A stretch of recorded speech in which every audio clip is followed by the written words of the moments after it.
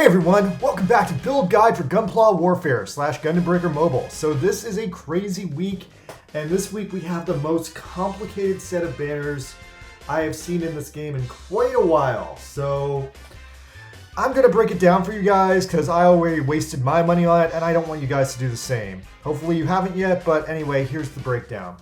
Now, as usual, I'm fully recommending going all in on the double Sokai. The double Sokai has a step-up boost, so by the time you get to the third step, you're definitely going to get at least one part of the Sokai suits this week. But after that, I'm going to recommend you definitely do not try to pull the Tri-Burning Gundam.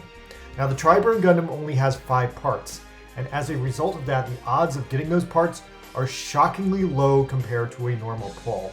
On top of that, even though the double Sokai has a good step-up boost, the normal banners do not, so the odds of getting parts in the first place is already down. Now, anyway, so like I'm saying, the Tri-Burning has really low odds to pull. Like probably the lowest I've ever seen. Now, if you need to do pulls for the week, and you absolutely need to do something, definitely pull the Night Justice instead. Now, the Night Justice has 8 parts instead of 5, and that actually ups its chance of dropping quite a bit. Now, as a result of these occurrences, my custom suit this week is pretty much the Night Justice Gundam, but it did get the Burning Gundam backpack. That was the only piece I managed to get of it. Now, I'm okay with this outcome since the Night Justice is a relatively new and cool design that I appreciate because I related to the character in Build Divers Re-Rise. Meanwhile, the Tri-Burning, as cool as it is, it's really just a glowier version of the Build Burning Gundam.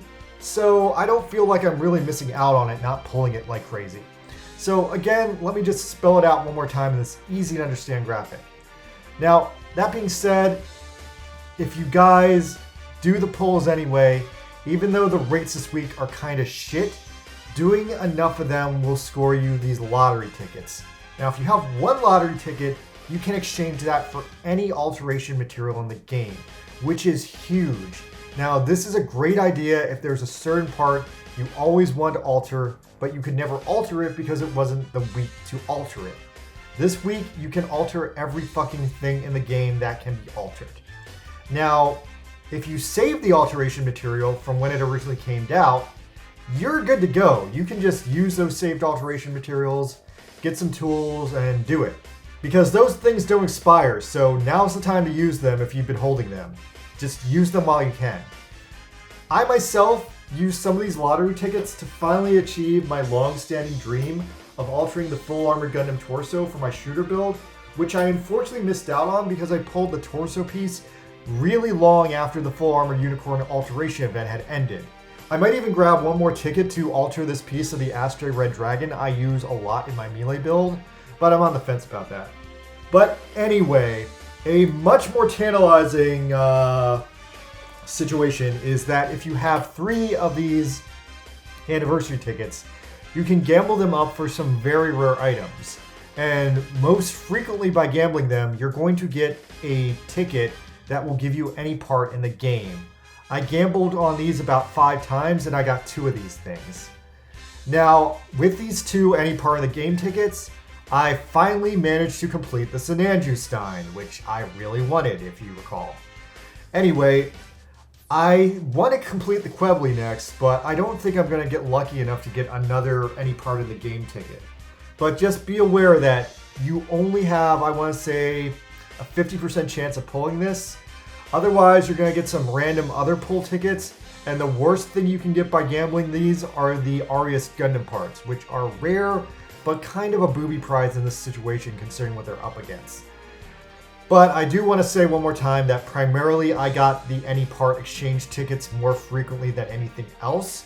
So in my opinion, doing this is completely worth it because you will get any part of the game as long as you get one of those tickets. Now, moving on from the weekly chaos, we have a great charity unit this week. It's the RX-79 Ground Gundam from the OFMS team. A veritable phantom unit in the game because this unit has been encounterable as a background enemy since launch, but you couldn't actually get the unit in the game until now. I mean, you could get the Easy 8, which had a lot of similar parts, but it just wasn't the same thing. Now, the Ground Gundam is a great freaking Gundam, and it also breaks a dramatic record for having the most parts of any charity unit ever seen in the game. It has freaking 10 parts, and because it has 10 parts, as a result, it actually breaks the bingo boards we've been getting every week.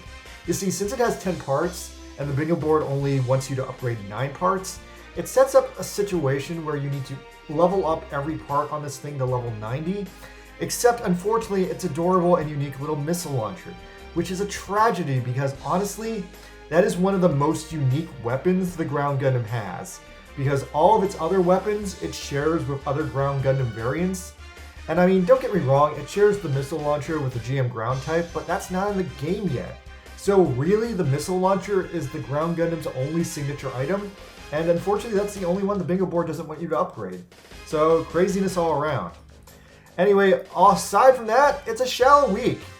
I mean, there should have been a new battle circuit this week, but apparently it was thrown out due to the incoming 3.0 update, which is so annoying because I really wanted a new battle circuit to get more alteration tools. Anyway, there's some big shit coming up with this 3.0 update, including a do-over of the waifu wars, but this time they're in swimsuits. But I'm kind of short-handed this week, so I'm just going to cover that when it comes out, and I can do an in-depth hands-on analysis of what exactly they changed. Anyway, thanks for coming by, you guys. Pull on the Justice, pull on the Double Sokai, do not pull on the Tri-Burning. I'm out. Please subscribe. Thank you.